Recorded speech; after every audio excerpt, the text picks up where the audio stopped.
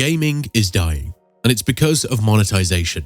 If you want to fully experience a game, you need to not only buy the game itself, but its multiple DLC and hundreds of loot boxes. If you may be thinking, oh, but these practices are only used in multiplayer games. I'm a single-player enthusiast, so I'm safe. Wrong. This is how monetization killed the AAA industry, and why there is a small hope left for future games. There are multiple monetization methods, ranging from more traditional examples like buy-to-play to subscriptions similar to the World of Warcraft MMO. In the last decade, the AAA and mobile game industry started incorporating some rather shady money-making methods. The freemium business model, a mix between free and premium. The game doesn't cost a penny to play, but there are many microtransactions on the back end. The use of microtransactions was initially intended to offer players cosmetic items that didn't affect gameplay. However, things changed over time, and developers started using these in-game purchases to offer advantages to players willing to pay more money. This pay-to-win culture became prevalent in AAA multiplayer games, and gamers felt frustrated that they were being taken advantage of for the sake of profit.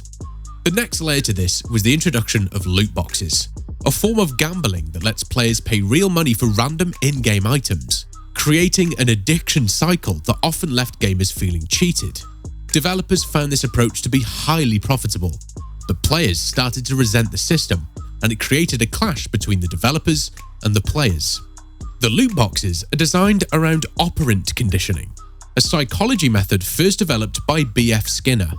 This renowned psychologist began to wonder if the use of rewards could change how people make certain choices. He tested his theory on pigeons who were trained to press a button when a light bulb turned on.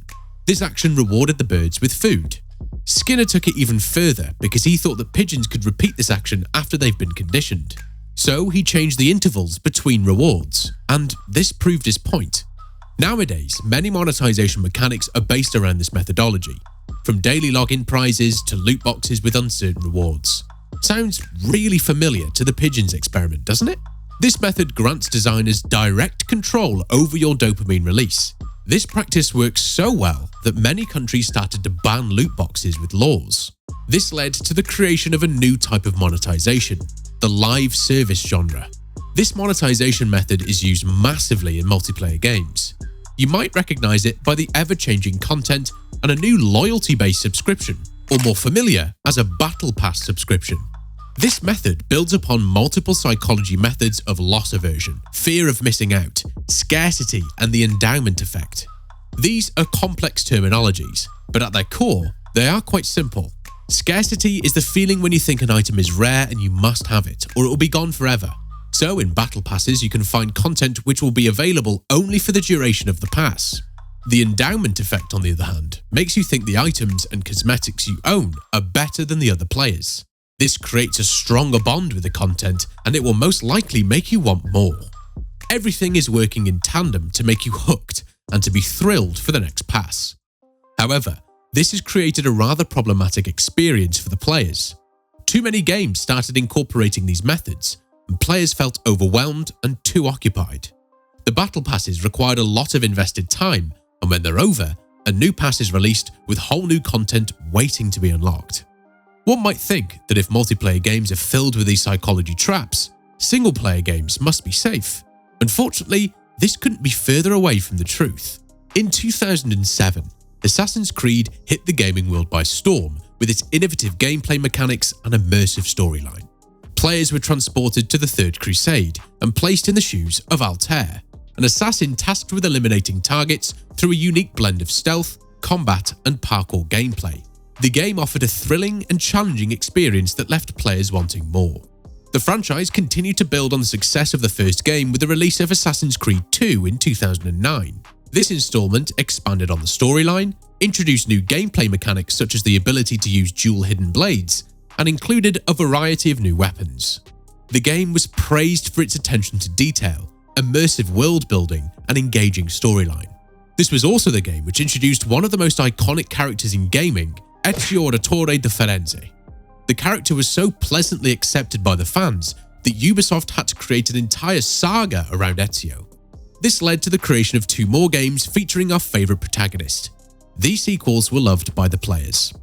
What set the early Assassin's Creed games apart was their focus on delivering a complete experience to players. The games offered a compelling narrative, immersive gameplay mechanics, and a rich open-world environment that allowed players to explore at their own pace. The emphasis was on providing a complete experience that kept players engaged from start to finish. Microtransactions were first introduced in Assassin's Creed Unity, which was released in 2014. The game offered players the ability to purchase in-game currency, which they could use to buy items and upgrades. This system was designed to be optional, and players could still earn in-game currency by completing tasks and missions. However, this was just the beginning of the monetization strategy that would soon take over the franchise. Over time, the introduction of microtransactions became more prevalent in Assassin's Creed games. In Assassin's Creed Origins, players could buy time savers, which allowed them to progress faster in the game. In Assassin's Creed Odyssey, the franchise's microtransaction strategy became even more aggressive. Players could buy in-game currency, as well as experience boosts. The game also introduced Helix credits, which were a form of premium currency that could be used to buy legendary gear, mounts, and cosmetic items. Assassin's Creed Valhalla became the first Assassin's Creed title to reach $1 billion. A massive achievement for the company, but it's nowhere near close to being one of the favourite Assassin's Creed titles when voted by fans. This is not just a Ubisoft and Assassin's Creed problem. This is how the AAA industry now operates. Studios now prioritise monetization models over gaming experiences, and they will continue to do this because it's working for them financially. Not all hope is lost. Even though the AAA gaming industry uses manipulative monetization methods, a new hero is among us. Indie games focus on what the big budget games are lacking: an exciting, unforgettable, and most importantly, fun experience. Before AAA game studios focused on the predatory monetization strategy, they wanted to provide a fun experience. All successful game studios relied on the premium business model. Users would pay an upfront fee and then play. The only way studios could continue to profit was to continue providing fun experiences. Due to this, developers focused heavily on the player experience. They would start the process by finding the fun. The development wouldn't continue until this was achieved. Most AAA studios are far from this, but indie studios still have this as their main priority. Well, indie games were always present because even AAA studios started as small developers who created games with the aim of making their audience happy. With the constantly evolving technology within games, solo development is still becoming more and more achievable. So many people pick up game creation as a hobby or a potential career. The indie games are a literal breath of fresh air for the tired player base. It's why Among Us suddenly went from being played by 2 to 4 players in late 2018 and early 2019 to having 150,000 players concurrently playing in 2020. The studio behind Among Us, Inner Sloth, focused on a fun experience, and it paid off for them. AAA game studios are destroying game experiences for money, whilst indie game developers are prioritizing the fun more than ever. Now, if you enjoyed this video and wanted to learn more about game development from us, click on this video. It has been specifically picked for you, and it will be available for a short amount of time. Based on your interest, there's a very small chance you might get a legendary video drop, and I'm confident you do not want to miss it. I hope you enjoy.